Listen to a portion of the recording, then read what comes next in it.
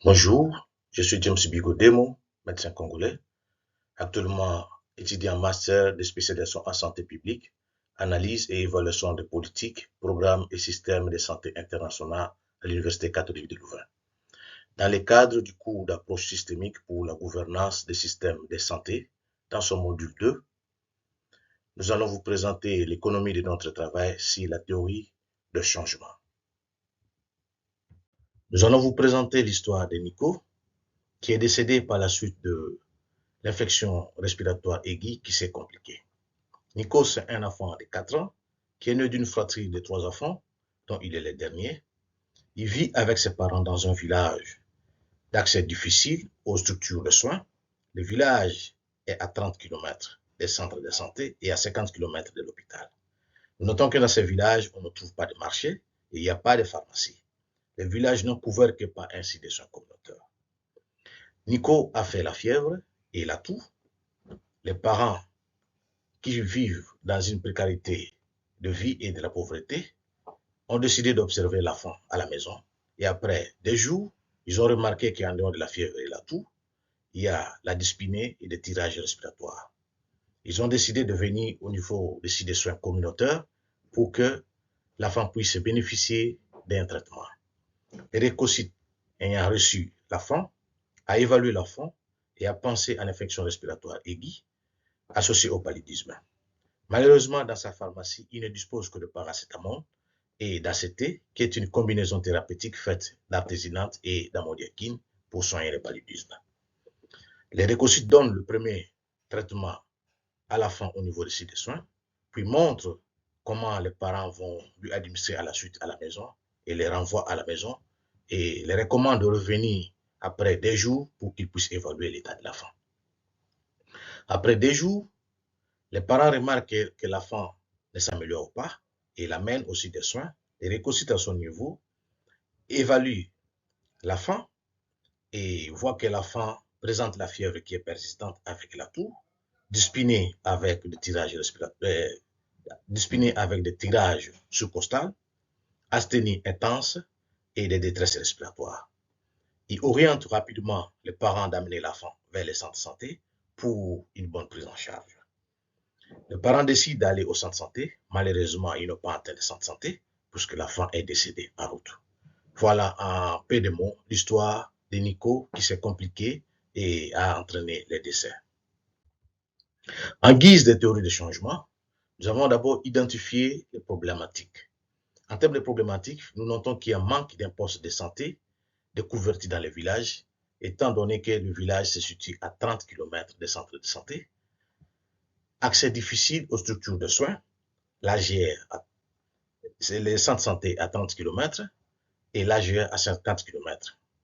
L'approvisionnement irrégulier des sites de soins communautaires en médicaments, puisqu'il y a rupture de médicaments pour la prise en charge du rat, retard d'orientation vers les centres de santé, faible fonctionnalité des dynamiques communautaires.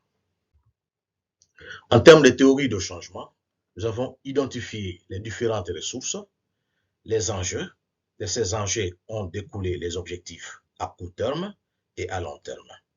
En termes de ressources, nous notons que les récocytes couvrent les sites de soins, l'IT avec son équipe couvre l'aire de santé, le médecin directeur avec son équipe couvre l'AGR, il y a la communauté, il y a les sites de soins, les centres de santé et l'hôpital général de référence. En termes des enjeux, quand les enjeux sont retenus, c'est de réduire la mortalité due aux complications d'infection respiratoire aiguë ou au AIRA, d'assurer la continuité des soins, de renforcer la supervision et l'accompagnement des récocytes par l'IT et d'améliorer la gouvernance axée sur les contextes. De ces enjeux découlent les objectifs, comme nous avions dit tantôt, traiter l'IRA et ses complications, éviter les décès. En termes d'enjeux, en termes d'objectifs à long terme, nous avons identifié ou relevé des objectifs en termes d'individus, communauté, soins de santé et la gouvernance. Disons que si la gouvernance est améliorée, il y aura une bonne supervision et accompagnement des récossites ou de prestateurs. Et aussi, il y aura approvisionnement des structures de soins, c'est-à-dire les centres de santé, les sites de soins avec des médicaments en quantité. Cela va impacter si les soins de santé, et si les soins de santé est amélioré, ça va impacter dans la communauté et si l'individu. Parce que dans la communauté, il y aura une évaluation et bonne prise en charge des cas d'IRA, il y aura orientation à temps des cas vers des centres de santé, et si l'individu, il y aura amélioration des qualités de vie, puisqu'il y aura évaluation et traitement à temps des cas. En termes de trajectoire de soins, nous disons que le site de soins communautaires est situé dans une aire de santé, qui est une structure géographique de soins couverte par un centre de santé sous la gestion d'un infirmier titulaire qui est IT, et il est censé ou appelé à superviser les récossites et l'accompagner des capacités. Si le récossite est très bien capacité, supervisé régulièrement, il va bien travailler au niveau du site de soins.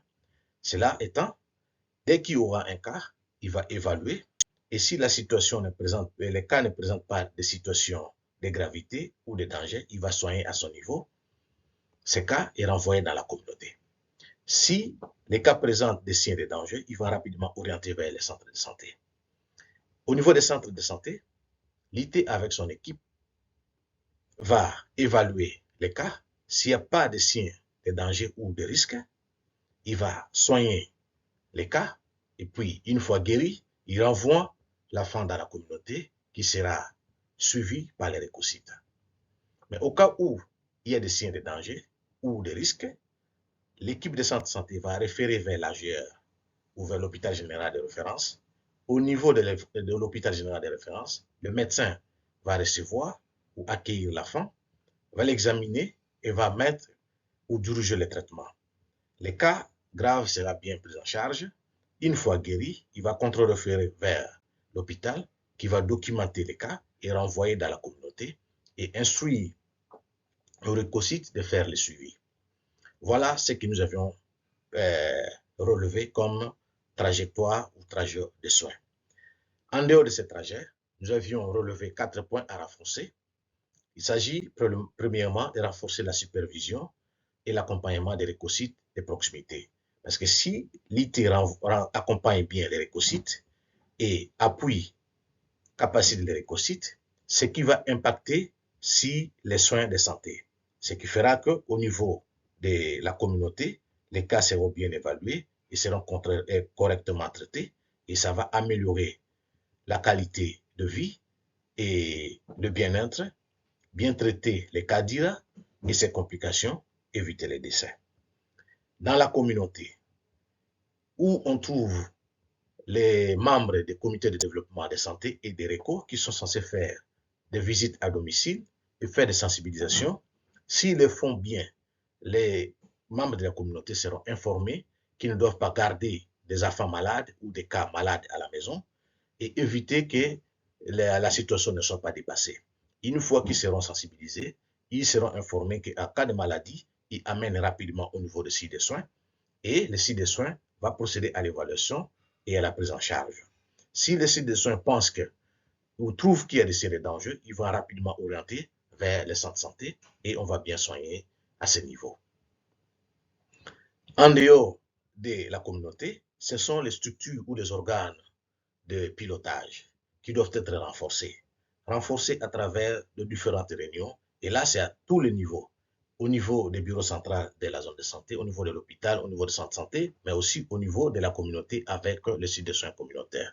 Ceci étant fait, ça va renforcer la gouvernance qui sera améliorée. Et si la gouvernance sera améliorée, les histoires seront bien faites puisque la situation des soins sera bien suivie et ça va impacter si la vie de la communauté et de l'individu. De cela, il y aura aussi une bonne continuité de soins puisque les récossites va bien assurer la continuité et il va bien traiter les cas. Voilà la situation des soins de Nico qui a connu la mort suite aux complications d'IRA. Nous vous disons merci pour votre aimable attention.